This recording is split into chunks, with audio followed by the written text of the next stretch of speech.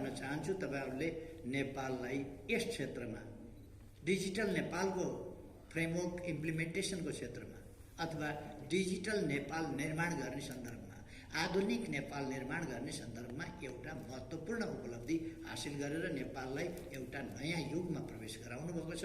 त्यसका लागि तपाईहरुलाई म धेरै धन्यवाद गर्न चाहन्छु। तपाईहरुले नेपाललाई यसरी एउटा आधुनिक नयाँ युगमा मात्रै प्रवेश गराउनु भएको छैन, दक्षिण एसियाको प्रथम राष्ट्र पनि बनाउनु भएको छ। यस मामलामा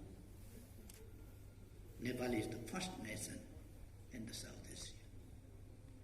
डिजिटल म्यापिङ, सोइल म्यापिङ, यो सोइल म्यापिङको डिजिटल सोइल म्यापिङ साउथ एसियामा अरू कुनै पनि देशले अहिलेसम्म सम्पन्न गरेका छैन। We are the first. धन्यवाद तपाईहरुलाई जान्छ। म योजना आयोगलाई पनि धन्यवाद भन्न चाहन्छु। यस काममा योजना आयोगको विभिन्न ढङ्गले इन्भल्भमेन्ट छ हुन्छ।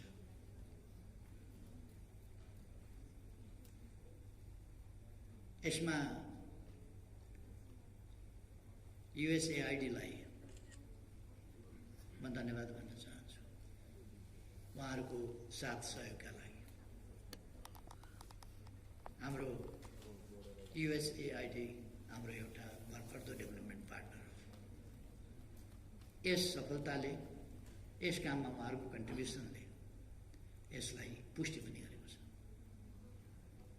र मैले उहाँको वक्तव्य सुने। युएसएआइडी को वक्तव्य त्यसले नेपाल प्रति खुशी व्यक्त गरेको छ यो सफलताका लागि र धन्यवाद भनेको छ, प्रशंसा गरेको छ हाम्रो सफलताको।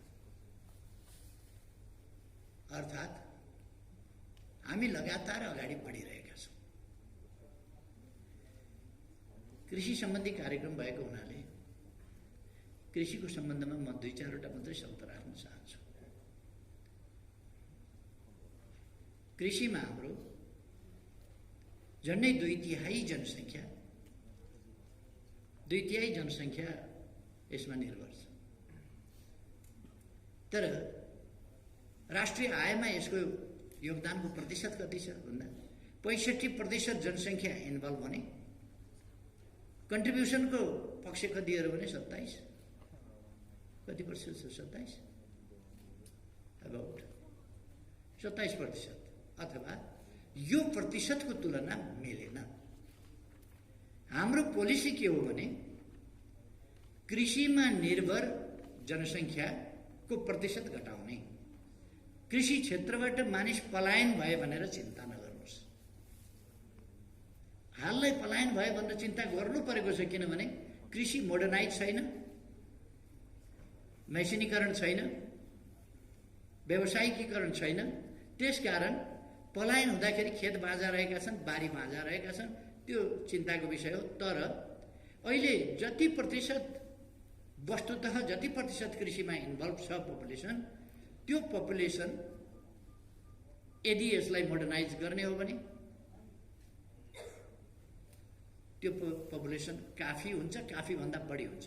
त्यसकारण हाम्रो नीति हो कृषिमा अल्झिएको जनसङ्ख्या, जहाँ अर्धरोजगार, आंशिक रोजगार बनेर अल्झिएको छ, त्यसले पूर्ण आफ्नो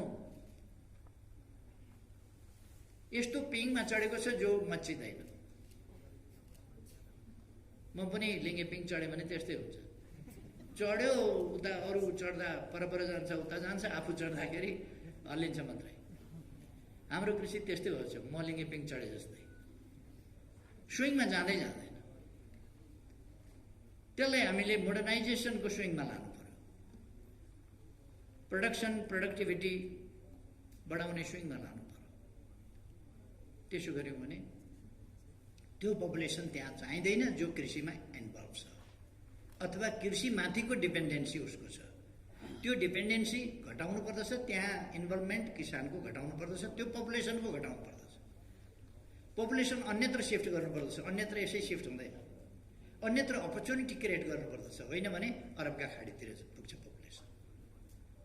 अरू क्षेत्रमा हामीले यदि रोजगारीका अवसरहरू अपर्च्युनिटी बेटर अपर्च्युनिटिज अन्यत्र एट्र्याक्टिभ अपर्च्युनिटिज अन्यत्र हामीले क्रिएट गर्न सकेनौँ भने त्यो पपुलेसन अरूतिर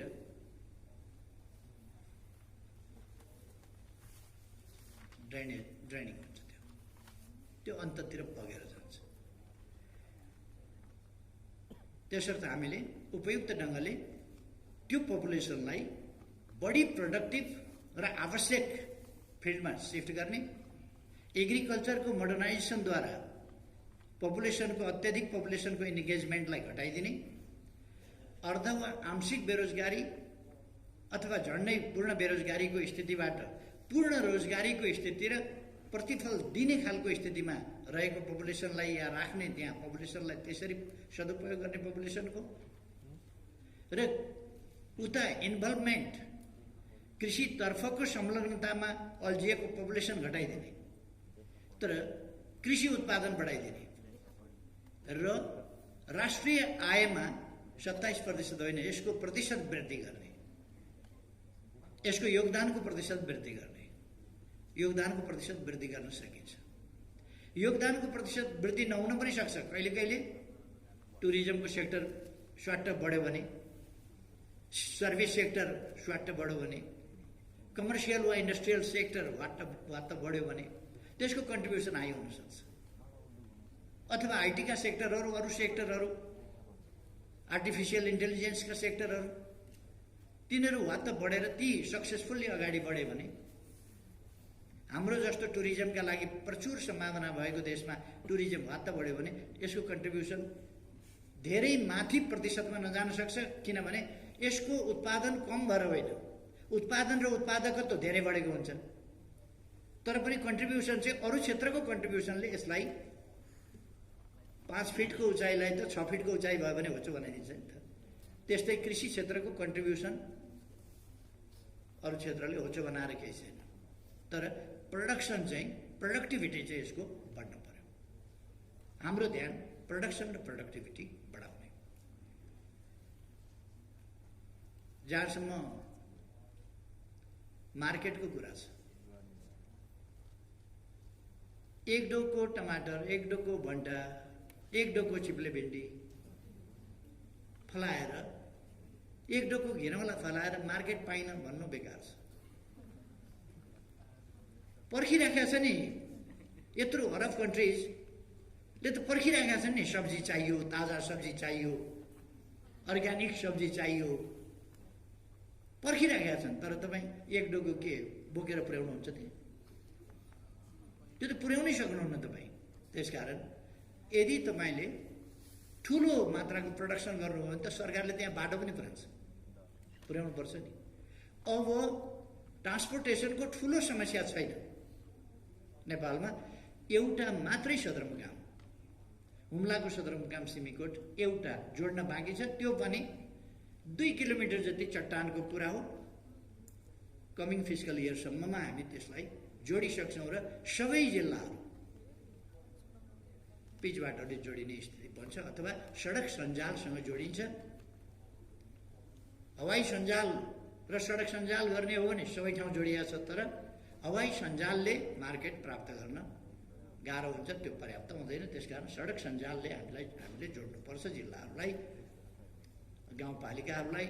पालिकाका सदरमुकामहरू जोड्ने हामीले अभियानै चलाएका छौँ। पालिकाका सदरमुकामहरू हाइवेबाट या मूल सडकबाट पालिकाका सदरमुकामहरू जोड्ने पक्की बाटो निर्माण गर्ने आयोजना यस वर्ष अझ तीव्र गतिका साथ हामीले चलाएका छौँ र यो आर्थिक वर्षभरिमा केही मात्रै पालिका सदरमुकामहरू पिच बाटोबाट जोडिन बाँकी रहन्छन्, अरू जोडिसक्छौँ।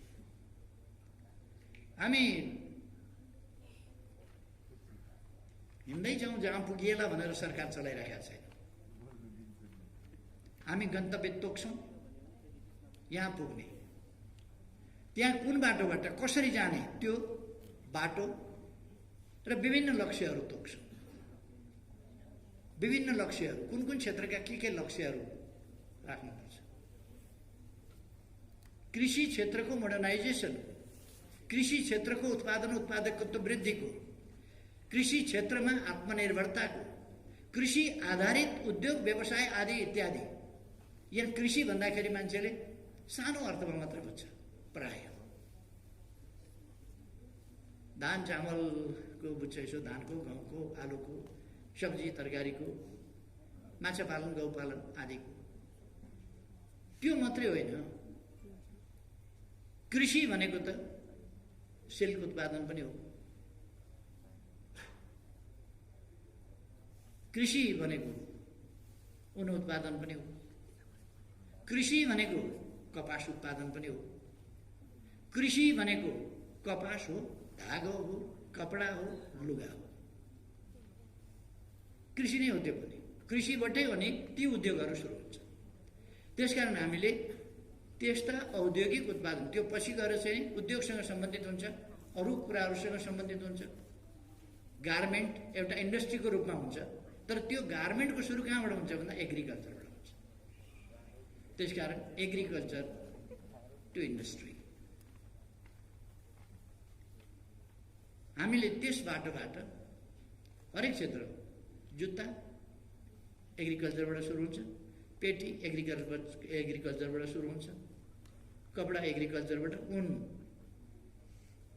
गलैँचा, कार्पेट, पश्मिना, यी सबै, ड्राई फ्रुट्स, जुसेस, विभिन्न प्रकारका जुस कृषिबाटै सुरु हुन्छ।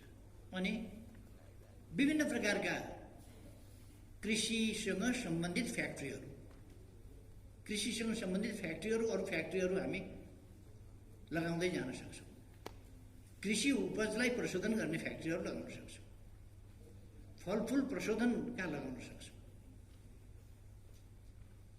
अघि अलिकति कुरा आएको थियो, कृषिमा हामी यथार्थमा खाद्यान्नमा, खाद्य बालीमा, खाद्य वस्तु, खाद्य पदार्थमा यथार्थमा हामी आत्मनिर्भर छौँ, भइसकेका छौँ यथार्थमा। तर हामीलाई लामा सिता भएको चामल चाहिन्छ।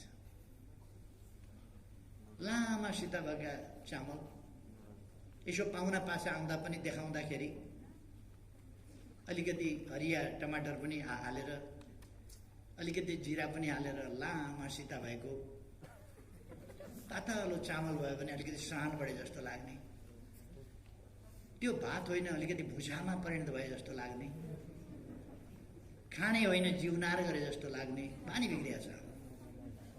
त्यो सानो मसिनो लामो चामल भनेको रियल चामलै होइन, त्यही मोटो चामललाई एउटा प्रविधिबाट पेलेर लामो बनाइदिन्छ अनि हामी गजब मसिनो चामल किनेर खान्छौँ। धोका हो सबै। पुरानो थोत्रो चामल जुन आउँछ नि, विभिन्न ब्रान्ड, सबै धोका हो। थोत्रो पुरानो चामल। शास्त्रमा के भन्छ? पहिलो वर्षको अन्न बिउका लागि राख, पहिले बिउ बचाऊ। दोस्रो वर्षसम्मको अन्न खानेकुराका लागि प्रयोग गर, पौष्टिकता रहन्छ। अथवा त्यो खाद्य पौष्टिक तत्त्व त्यसमा अत्यन्त कम भएको हुन्छ, एक इत्यादिमा चरुहोममा काम लाग्नेमा पुग्छ। हामी चाहिँ तेस्रो वर्षको होइन, पञ्चम वर्षको पेलेको लामो बनाएको चामल, पेलेर लामो बनाएको त्यो चामल खान्छौँ। कुनै धान देख्नुभएको छ 1 इन्च लामो? अनि चामल चाहिँ 1 इन्च लामो कसरी भयो त? सब डुप्लिकेट। प्लास्टिकका चामलको पनि कुरा सुन्नुभएको होला साथीहरूले। कत्रो कत्रो धोका छ यहाँ। कृपया भरेदेखि घरमा गएर घर परिवारमा सल्लाह गर्नुहोस्, लामो चामल किन्न बन्द गरिदिनुहोस्। काम छैन लामो चामल। हामी एक ढङ्गले आत्मनिर्भर छौँ। अहिले हाम्रो विकासको अभियान, हाम्रो यात्रा यो खालि एउटा कुराको रूपमा मात्रै होइन, एउटा एक्सप्रेसनको रूपमा मात्रै होइन, एउटा डिटर्मिनेसनको रूपमा मात्रै पनि होइन। यो मेट्रोलाइज कसरी गर्न सक्छौँ, हामी यसलाई कसरी प्राप्त गर्न सक्छौँ, त्यसमा लागेको छ। त्यसै कारण भर्खरै हामीले सुन्यौँ यहाँ अहिलेको सरकार बन्नभन्दा अगाडि 10औं वर्षसम्म 3% का दरले कृषि उपज उत्पादन त्यसको उत्पादकत्व वृद्धि कति थियो त? उत्पादन वृद्धि कतिका दरले हुन्थ्यो भन्दा 3% का दरले हुन्थ्यो। 10औं वर्षको हिसाब 3% का दरले। अहिले 11.2% का दरले समग्र कृषि उपजको वृद्धि भएको छ, खाद्यान्नमा वृद्धि भएको छ। माछा मासुमा 20% ले वृद्धि भएको छ, दुग्ध पदार्थमा 19% ले वृद्धि भएको छ, तरकारी 9% ले वृद्धि भएको छ तरकारीमा। यो वृद्धि दर 20% ले हामी माछा मासुमा जुन वृद्धि गरिराखेका छौँ, यसबाट 5 वर्षमा त हामी 100% अथवा भनेको डबल वृद्धि गर्ने भयो। त्यसो भएपछि हाम्रो खपत क्षमताभन्दा बढी हुन्छ। त्यसो भएपछि हामीले इन्टरनेसनल मार्केट खोज्नुपर्ने हुन्छ। इन्टरनेसनल मार्केट खोज्ने कुराको